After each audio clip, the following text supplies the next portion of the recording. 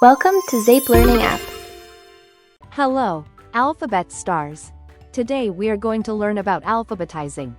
That means putting words in the order of the alphabet, from A to Z. Alphabetizing means arranging words by the order of letters in the alphabet.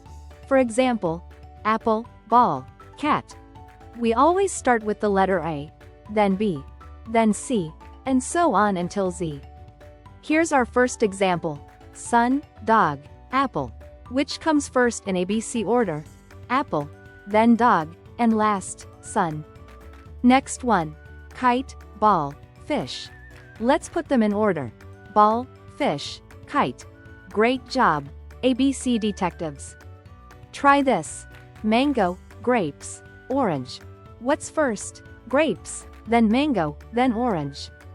Now it's your turn: cat, zebra, ant, cat, zebra, dog, egg, apple, apple, dog, egg, pen, book, hat, pen. Great work, Alphabet Stars. Now you know how to put words in ABC order. Keep practicing, and you'll be an alphabet master in no time. Bye-bye, ABC heroes. Smarter learning starts today. Download and subscribe to Zape Learning app now.